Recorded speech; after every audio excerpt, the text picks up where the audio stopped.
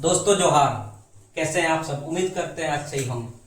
आज हम लोग बहुत ही इंपॉर्टेंट टॉपिक्स को पढ़ेंगे और उसको समझेंगे। जैसे यहाँ पे आप लोग देख पा रहे हैं, क्वेश्चन लिखा हुआ है कि टीकाकरण क्या है।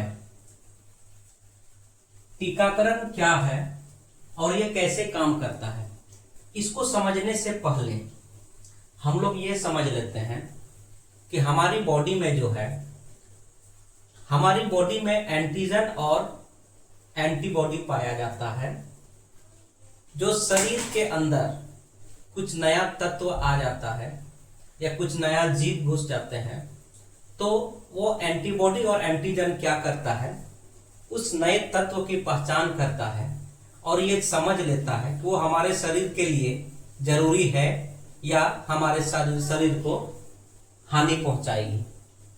अगर हमारे शरीर को हानि पहुंचाने वाला कोई तत्व होता है, कोई जीव होता है, तो वो एंटीजन और एंटीबॉडी क्या करता है कि उसको मारने के लिए उसके साथ लड़ाई करता है और हमारे बॉडी को सुरक्षित रखता है। अगर वो एंटीजन और एंटीबॉडी हमारे शरीर के अंदर नहीं रहेगी तो हम बीमार ग्रस्त हो जाएंगे, अस्वस्थ हो जाएंगे और यहाँ तक कि हम लोग की मृत्यु भी हो सकती है। तो अब आगे चलते हैं और समझते हैं कि टीकाकरण क्या है और यह कैसे काम करता है। टीकाकरण जो है मानव शरीर की प्रतिरक्षा प्रणाली यानी कि इम्यून सिस्टम को किसी विशेष बीमारी से लड़ने हेतु तैयार करने का एक तरीका है। टीकाकरण क्या है कि हमारे बॉडी के इम्यून सिस्टम को किसी विशेष बीमारी से लड़ने के लिए तैयार करने का एक तरीका है।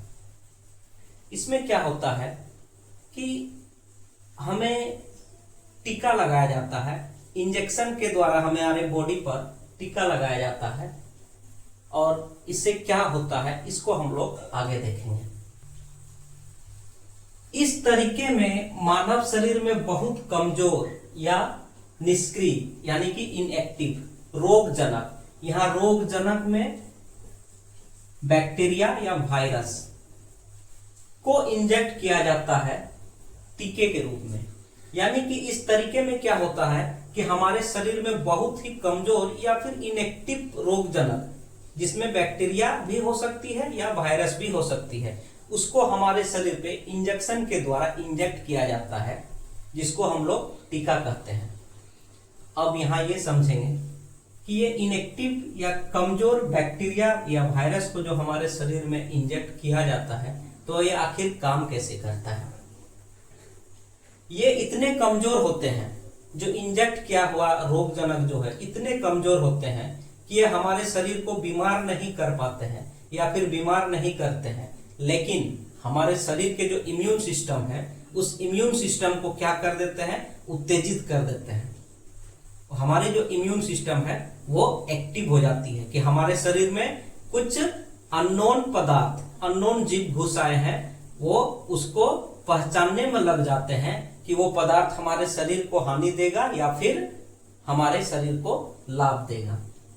इसके कि जब हमारे शरीर के इम्यून सिस्टम को इस नए मेहमान के बारे में पता चलता है, तो उसे हमारा शरीर जो है एक नए आदमी के रूप में पहचान करता है और उसके खिलाफ एंटीबॉडी बनाने लगता है ताकि वो हमारे शरीर को हानि ना पहुंचाए।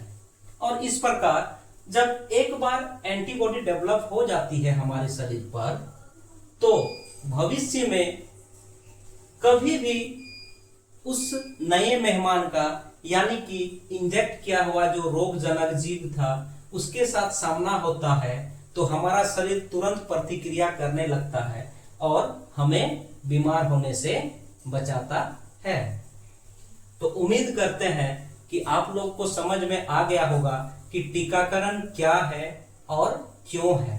जैसे कुछ दिन पहले ही हमारे पूरे विश्व में एक भयंकर महामारी आई थी, जिसको कोरोना के रूप में हम लोग जानते हैं, और इस कोरोना के लिए प्राय सभी व्यक्ति को टीका लगाया गया था, चाहे वो बच्चे हो या बूढ़े हो। तो आप लोग को समझ में आ गया होगा कि टीकाकरण हमारे लिए कितना महत्वपूर्ण है। ये जो क्वेश्चंस है 8वां क्लास की विज्ञान की क्वेश्चंस है और ये क्वेश्चन या तो लघु उत्तरी प्रश्न में पूछा जाता है या फिर दीर्घ उत्तरी प्रश्न में पूछा जाता है। तो ये दोनों में काम आएगा। अगर लघु उत्तरी प्रश्न में आएगा तो आपको 2 नंबर मिलेगा और दीर्घ उत्तरी प्रश्न में पूछा जाएगा तो 4 नंबर मिलेगा। इसलिए इसको आप लोग अच्छे तरह से समझ लीजिए और याद कर लीजिए। तब तक के लिए धन्यवाद।